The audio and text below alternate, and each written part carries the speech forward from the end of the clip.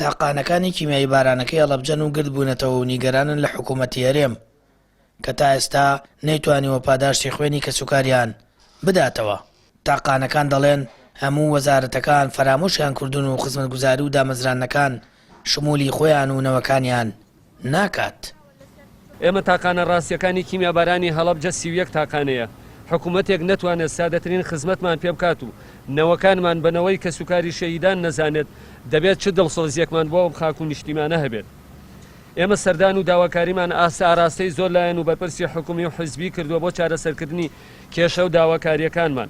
دەرگا نەماوە لێی نەدەین، بەڵام بەداخەوە وەڵامەکان جگە لە گوێگرتنێکی سادانە هیچ ئەنجامێکی نەبووە. ئەمڕۆ گردبنەوەیەکمان کردووە بە تایبەتی بۆ یاسای تاقانەکان. یاسایەکمانەیە لە پەرلەمانە تاوەکو ئەمڕۆ جێبەجێ نەکراوە. ئێمە تاقانەمانێ شەهید بووە، وەفاتی کرد و مناڵەکانی لەوێ چاوەڕێی دەستی حکوومەتەکەن کە موچەیەکی 450,000 بدرێتێ نانات. ئێمە 12 شەیدی کیمیابەرانمان هەیە 900,000 شمولی موچەکەیەکات، ئەویش من حەیە موچە نییە، نەکراوە بە موچە. یعنی ئێمە داواکارین لە حکوومەتی هەرێمی کوردستان ئیتر بەسە دوای 35 ساڵ. یعنی ئاوڕێ جدی لەم شارە بدەنەوە. عیبە بۆ حکوومەتی هەرێمی کوردستان، عیبە بۆ بەرپرسانی هەرێمی کوردستان. ئێمە چوون لە هەردوو سەرۆکایەتەکانی هەرێم نازانین، حسابمان بۆ ناکەن ئەسڵا. نیگەرانی تاقانەکانی هەڵەبجە لە بەرامبەر دامەزراندنی 20 فەرمانبەرە بۆ بەڕێوەبەرایەتی گشتی شەهیدان و ئەنفەڵکراوانی هەڵەبجە کە لە ڕێگەی کۆمەڵێک مەرجەوە تاقانەکان و نەوەی تاقانەکانیش شمولی دامەزرانەکە ناکەن. بەڕێوەبەرایەتی شەهیدانی هەڵەبجە ژوورکردنەوە لەسەر دامەزرانەکە دەدات.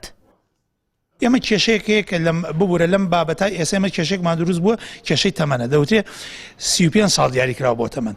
ئەم 35 ساڵە ستانداردی حکوومەتی هەرێمە و حکوومەتی عێراقیشە پێم وابێ هەمان شێوازی ڕاژەی فەرمانبەرانە 35 ساڵ دواتر ئەگەر زیاتر بێت تەمەنی بۆ کاتی خانشینی تەمەنی تی ئەپەڕێت و ماوەی خزمەتی ناگرێتەوە، بۆیە خانشینەکەی کێشەی بۆ دروستە بێ. بۆیە پەیوەندیمان کڕۆ بە ئەنجومەنی ڕاژەوە وەڵامیان پێداوێتەوە کە بێ 35 ساڵ زیاتر نەبێ بۆی دواتر کێشان بۆ دروست نەبێت.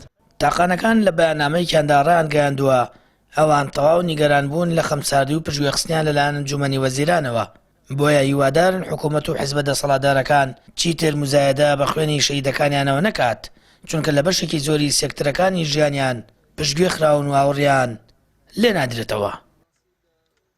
سامان فتاح، کەناڵی ئاسمانی پەیام، هەڵەبجە.